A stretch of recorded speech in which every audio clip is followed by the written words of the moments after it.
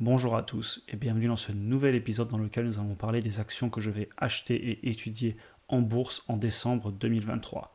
On regarde ensemble le sommaire que vous avez aussi comme d'habitude en description pour passer d'un chapitre à l'autre. Donc tout d'abord on va parler de la fin d'année qui arrive et ça a souvent des impacts en bourse. Ensuite je vous parlerai de mes achats que je vais faire sur décembre 2023 et en fin de vidéo je vous montre les actions, les dossiers et le travail que je vais faire sur décembre 2023. Premièrement, la fin d'année arrive et clairement si vous vous rappelez l'année dernière, donc décembre 2022, ça a été un mois assez difficile en bourse et sur pas mal d'actions individuelles. Déjà si on prend le S&P 500, on voit qu'on était sur des points assez bas par rapport à aujourd'hui. A priori, on aurait fait un point bas sur les fins octobre, début novembre 2022, mais ça, on ne le savait pas à l'époque et on était dans une situation compliquée. Il y avait beaucoup de peur dans le marché et il se pouvait tout à fait que la bourse reparte à la baisse. Si vous prenez les actions individuelles, par exemple, à ce moment-là, et j'ai regardé la vidéo que j'avais fait sur les actions que j'allais acheter en décembre 2022, par exemple, on achetait sur la chaîne du Meta autour des $100, on achetait du Tesla à $100 et des poussières, moi je l'avais acheté à $105, aussi du Amazon dans les 80-90$. J'avais aussi acheté du AMD, du Nvidia ensuite je l'ai revendu comme vous le savez et j'aurais peut-être pas dû, donc voilà. À l'époque, j'achetais pas mal d'actions et je trouvais qu'il y avait beaucoup d'affaires. Maintenant, qu'est-ce qui se passe souvent en fin d'année ? Il y a deux choses qui peuvent arriver aussi bien en positif qu'en négatif. Alors déjà, on a ce qu'on appelle le tax loss harvesting. Et ça, c'est quand on a eu beaucoup d'actions qui ont monté. Et en ce moment, clairement, on a des actions qui se sont reprises. Je vous le montrais juste avant. Amazon, par exemple, on est revenu sur les $150 un an plus tard alors qu'on était à 80. Vous prenez Tesla, on est à $240 alors qu'on était à $100 il y a un an. Vous prenez Meta, on était à $100, on est à plus de $300. Vous prenez le S&P 500, pareil, il est fortement remonté. Donc clairement, ce qui pourrait se passer, c'est que des personnes sur les marchés décident de prendre des gains en fin d'année et vu qu'ils vont prendre peut-être des gains pour avoir des bonnes performances actées et pour ne pas payer trop d'impôts, ils peuvent aussi décider de vendre des actions à perte. Et ça, c'est quelque chose qu'on peut faire chaque année. Si on a des gains ou des pertes, on peut vendre ou acheter en conséquence pour être à l'équilibre d'un point de vue des plus-values et éviter les impôts. Et donc ça peut clairement faire écrouler, baisser des actions qui ont beaucoup monté et les faire au moins un petit peu respirer à la baisse et donc nous créer des opportunités. Et c'est ce que je vous dis ici. C'est possible qu'à la fin du mois, on ait les actions qui soient un petit peu vendues, voire beaucoup vendues, pour prendre des plus-values, en tout cas c'est ce que pourraient faire les autres investisseurs. Ce qui me fait dire que moi je vais y aller doucement en début de mois, j'ai déjà un tout petit peu acheté vendredi, on était le premier du mois, mais je vais quand même être patient et il se pourrait que j'achète pas mal vers Noël par exemple. L'autre chose qui peut avoir lieu en fin d'année, souvent c'est un Christmas Market Rally, donc là c'est l'inverse, c'est le marché qui va avoir tendance à monter, et ça peut être tout simplement parce que les gros investisseurs institutionnels veulent faire des performances annuelles, puisqu'ils sont jugés sur un an, ils sont assez court terme dans leur façon de faire. Et sur ce point-là, ce que je tiens à dire tout d'abord, c'est que je ne vais pas vendre pour essayer de trader. Parce que ce qu'on pourrait faire, c'est vendre à la fin du mois de décembre, ensuite se dire que les actions vont respirer à la baisse en janvier parce que voilà, les personnes ont eu des bonnes performances fin d'année. Personnellement, je ne vais surtout pas m'amuser à faire ça, même si je sais que certains peuvent le faire. Par contre, ce que ça pourrait faire, c'est que ça pourrait m'ouvrir des opportunités pour peut-être rationaliser mon portefeuille. Vous savez que j'en parle beaucoup en ce moment, simplement parce que j'ai beaucoup d'actions à suivre et certaines me plaisent plus que d'autres. Et si j'ai des actions qui viennent à monter encore, pourquoi pas venir, entre guillemets, rationaliser et peut-être prendre cet argent pour aller le mettre sur des ETF, sur l'immobilier où je vais avoir des travaux, etc. Et du coup, on parlera en fin de vidéo notamment d'actions que je surveille de près et qui pourraient un jour sortir de mon portefeuille. On va faire des rappels rapides comme à chaque fois avant de passer aux actions individuelles. Tout d'abord, on ne va pas faire une analyse complète sur cette vidéo. Vous avez des vidéos sur la chaîne qui font des analyses d'entreprise, ce n'est pas l'objectif ici. Ensuite, évidemment, je ne donne aucun conseil et honnêtement, vous ne devriez prendre de conseils de personne à mon avis, mais vous devez vous forger votre propre opinion pour savoir ce que vous faites.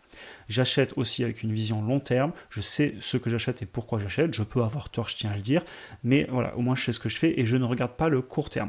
Ça sert à rien donc de venir me dire dans 2 mois qu'une action que j'ai achetée a baissé. Si les fondamentaux et le business n'ont pas de problème, je vais la conserver et on en reparlera dans 5 ans ou 10 ans. Et de la même façon, il y a des actions que j'ai achetées il y a 5 ans et quand je regarde aujourd'hui, je suis très content de les avoir achetées et pas vendues. J'accepte aussi que je peux avoir tort, c'est ma responsabilité et je saurai pourquoi j'ai eu tort et ça me fera progresser et je saurai pourquoi j'ai eu tort puisque je me serai forgé ma propre opinion lorsque j'aurai acheté et en plus j'en aurais fait des vidéos YouTube donc je peux retourner dans le passé, voir où est-ce que je me suis planté. Et ensuite, je tiens à le dire, évidemment, je ne suis pas à 100% en action, je gère mon patrimoine sur différents actifs, aussi bien des indices, des ETF, que de l'immobilier, que d'autres types d'actifs. Donc voilà, clairement, j'adapte selon mon profil, ma capacité à prendre des risques en fonction de mon âge, de mes revenus, de ma capacité d'épargne. Donc faites pareil, évidemment, gérez-vous selon votre profil unique. On va passer sur les actions individuelles. Tout d'abord, je vais certainement continuer de consolider ma position sur SoFi. J'en avais parlé dans une vidéo il n'y a pas longtemps. Alors c'est une entreprise qui n'est pas facile à analyser tout simplement. Déjà c'est une banque et ensuite elle n'est pas profitable. Donc quand vous regardez, vous n'avez pas de PER, vous n'avez pas non plus de prévision sur les revenus futurs puisque aujourd'hui on est avec une marge nette négative comme vous le voyez. Donc clairement prudence dans votre analyse. J'ai racheté l'action en novembre sur les 7 $ après une longue pause et je l'ai fait notamment parce que j'ai été impressionné par les derniers résultats de l'entreprise. Vu que je l'avais en portefeuille, je la suivais toujours et j'ai vu nettement des améliorations. Ensuite, j'ai revu mes chiffres et je suis plus conservateur car la situation économique a changé.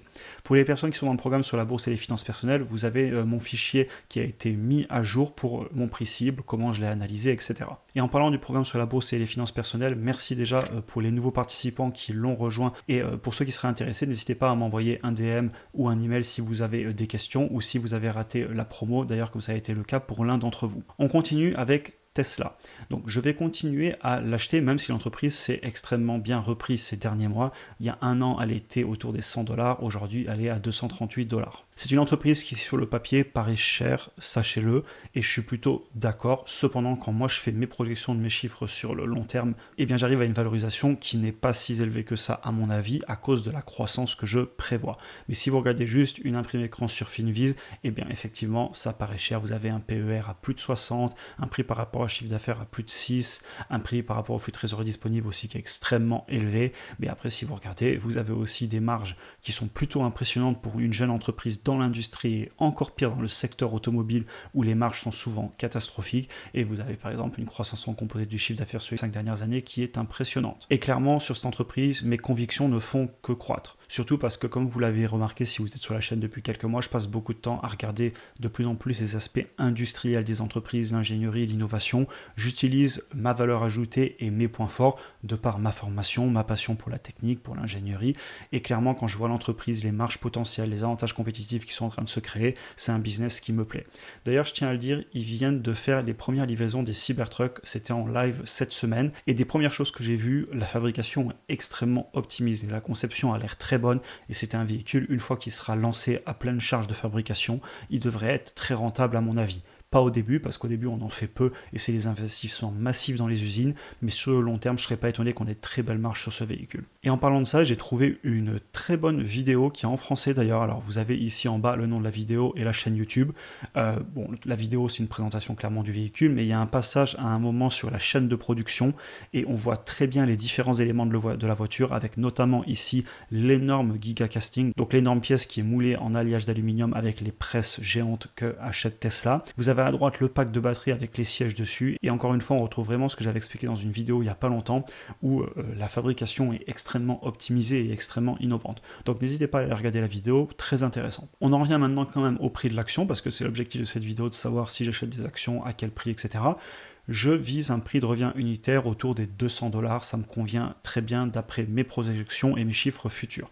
Actuellement, j'ai un coût de revient qui est bien sous les 200 $ et donc ça fait que je peux doucement l'acheter un petit peu au-delà des 200 $ pour remonter doucement mon prix de revient unitaire. Et j'ai un objectif d'au minimum 100 actions en portefeuille sur le long terme. On continue avec la prochaine entreprise. On va aller vite aussi puisqu'encore une fois, l'objectif, c'est pas de vous faire des analyses détaillées. Vous avez d'autres vidéos pour ça, j'arrête de me répéter.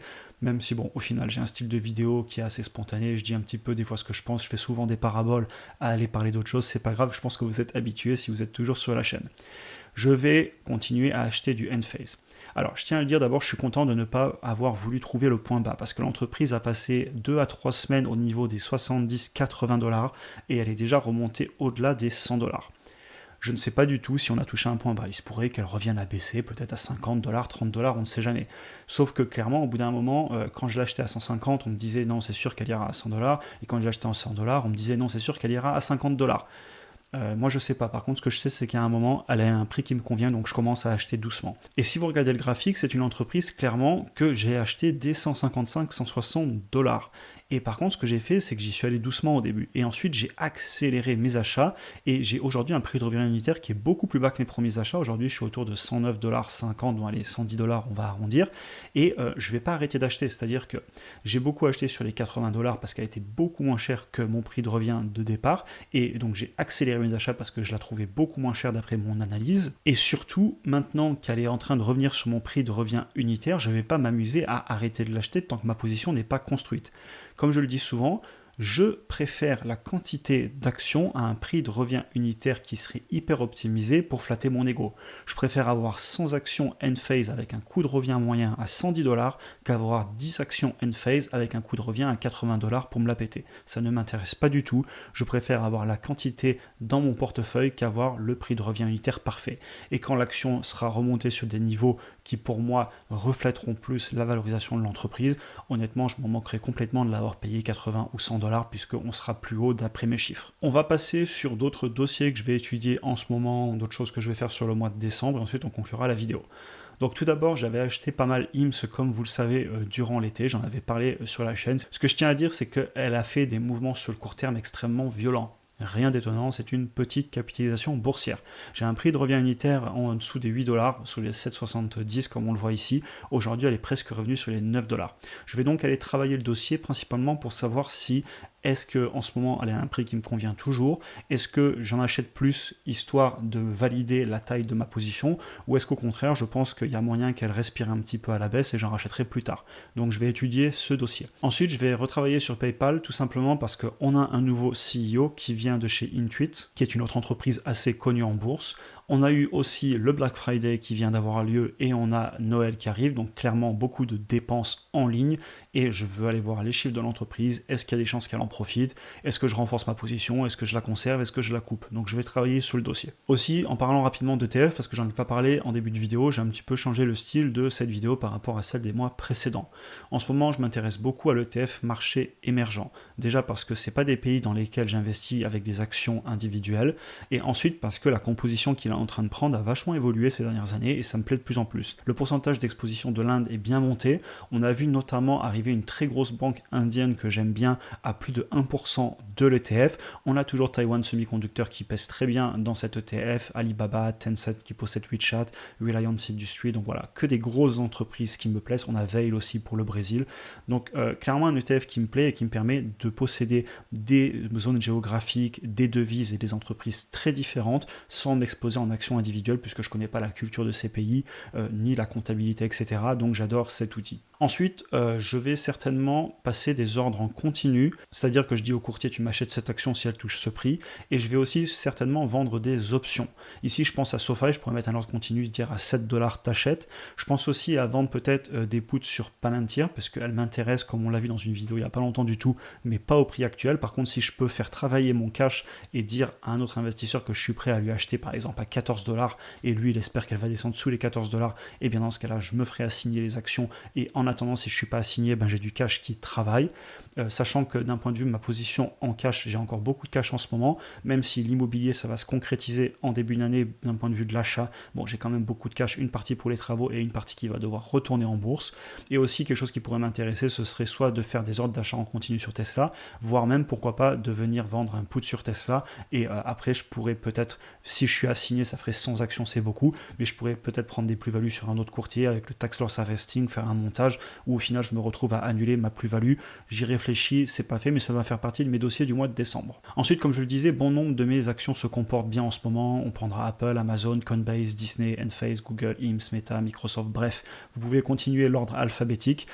Et voilà, donc la plupart se comportent bien en ce moment ou sont en train de se reprendre. Et si ça continue, ça va certainement me permettre de continuer ma rationalisation et peut-être de prendre des gains, de me séparer de certaines entreprises. Aussi, je peux les vendre en plusieurs fois, rien ne m'empêche de vendre en 4, 5, 6, 7 fois. Et donc sachez, et je vous avais dit en début de vidéo que je vous en parlerai, donc je vous le dis, je considère rationaliser sur les entreprises comme par exemple Disney, qui me plaisent toujours, mais je vois des choses qui me plaisent de moins en moins. La croissance a beaucoup ralenti, donc je me demande vraiment si ça a toujours sa place en portefeuille pour moi. Je pense aussi à des entreprises qui sont extrêmement sages et qui sont peut-être pas forcément alignées en termes de conviction, c'est-à-dire que ça va être difficile pour moi de dire que je préfère un BEPC ou un NII autant que ce que j'apprécie les actions les mieux classées dans mon portefeuille, et il y a un moment je peux pas suivre toutes les actions, donc autant les avoir via des ETF. Et de la même façon, comme vous le savez, j'hésite pas à couper si j'ai des entreprises qui me déçoivent, qui ont par exemple des flux de trésorerie disponibles négatifs avec les autres taux d'intérêt qui sont élevés. Je l'avais fait beaucoup en novembre 2022, donc je n'hésite pas à le faire. Par contre, je suis beaucoup plus hésitant à venir couper mes plus grosses convictions et mes actions gagnantes, parce qu'au final j'ai remarqué que quand je conserve du Apple, du Microsoft, d'autres actions que j'ai achetées, mes premières actions Tesla, Google, etc., sur le long terme, je veux conserver mes gagnants et mes plus grosses convictions. Mais ça, on en avait parlé dans une vidéo mercredi dernier d'ailleurs. Voilà, on en a fini pour aujourd'hui. Je tenais aussi à vous dire, n'hésitez pas à partager les actions que vous surveillez vous en ce moment ou que vous achetez dans la communauté en commentaire, comme ça tout le monde en profite, et peut-être même que moi aussi ça peut me permettre de trouver une nouvelle bonne affaire que je pourrais analyser sur la chaîne, pourquoi pas. Donc voilà, on en a fini pour aujourd'hui, j'espère que la vidéo vous a intéressé. Comme d'habitude, si vous souhaitez en apprendre plus sur l'investissement en bourse ou tout simplement revoir les fondamentaux de l'investissement sur le long terme, vous trouverez en description un lien vers les cours vidéo offerts que j'avais fait sur les bases pour commencer à investir en bourse. Vous pouvez aussi cliquer ici pour regarder une autre vidéo. Si vous avez apprécié cet épisode, n'hésitez pas à vous abonner, liker, partager et passer dire bonjour sur Instagram, j'y fais du contenu différent. Sur ce, je vous souhaite une excellente journée et à très bientôt pour une prochaine vidéo.